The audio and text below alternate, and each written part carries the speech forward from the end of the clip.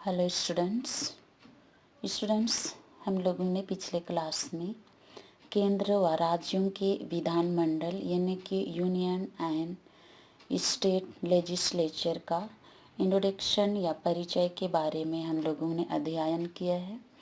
Students चलिए आज हम लोग पढ़ेंगे संसद व द्विसदनवाद की आवश्यकता क्यों है या क्यों अपनाई जाती है, इसके क्या कारण है, इसके बारे में हम लोग अध्ययन करेंगे। जैसे कि इंग्लैंड में राजा सहित संसद है, उसी तरह भारत में राष्ट्रपति सहित संसद है।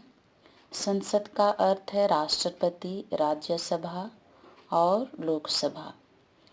यद्यपि राष्ट्रपति संसद के किसी सदन का सदस्य नहीं हो सकता है, फिर भी वह उसका अभिन्न अंग हो सकता है, क्योंकि वही उसको आमंत्रित या उसका आश्वासन करता है। संसद में उद्घाटन भाषण देता है, वह अपने संदेश भी भेजता है। संसद से पारित विधेयकों को अपनी अनुमति भी देकर उनका कानून का रूप प्रदान कर सकता है। हमारी संसद में यह विशेषता है। यह सामान्य इंग्लैंड की संसद के समान दिखाई देता है, किंतु अमेरिकन कांग्रेस की तरह गैर संप्रभुता संस्थाएं हैं।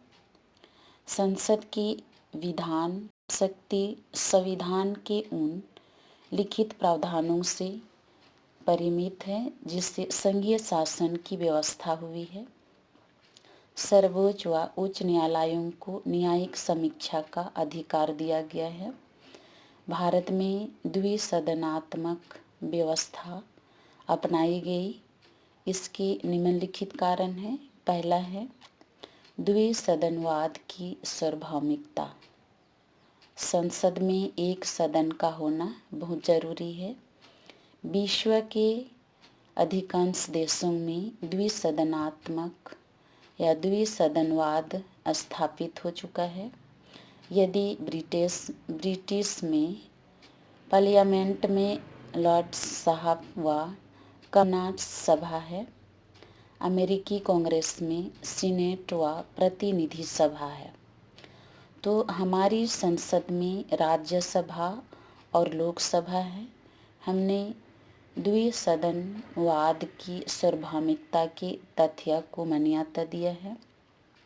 द्विसदन आत्मक विधायक 7 राज्य है: आंध्र प्रदेश, उत्तर प्रदेश, कर्नाटक, जम्मू कश्मीर, बिहार, महाराष्ट्र और तेलंगाना। ये द्विसदनात्मक की 7 राज्य है। दूसरा है ब्रिटिश राज्य का अनुभव। 1990 की भारत सरकार अधिनियम ने संसद की स्थापना की।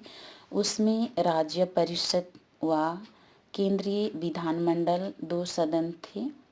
1920 में इसकी स्थापना हुई थी। अतः हमारे संविधान निर्माताओं ने इसकी परंपरा को बनाए रखा। तीसरा है दूसरे सदन की उपयोगिता।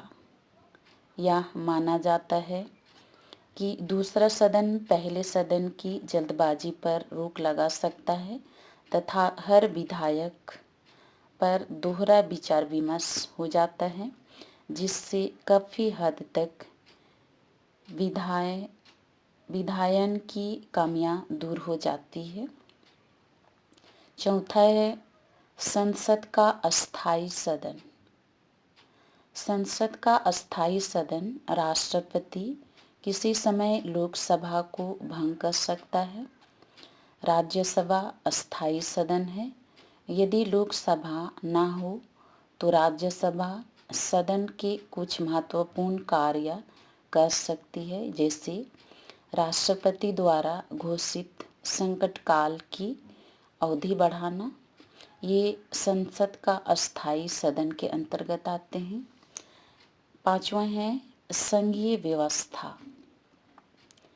संघीय व्यवस्था ऐसी व्यवस्था में है द्विसदनवाद आवश्यक है। लोकसभा में जनता द्वारा निर्वाचित प्रतिनिधि होते हैं और राज्यसभा में राज्यों को प्रतिनिधित्व दिया जाता है ताकि संघ की इकाई अपने अधिकारों की रक्षा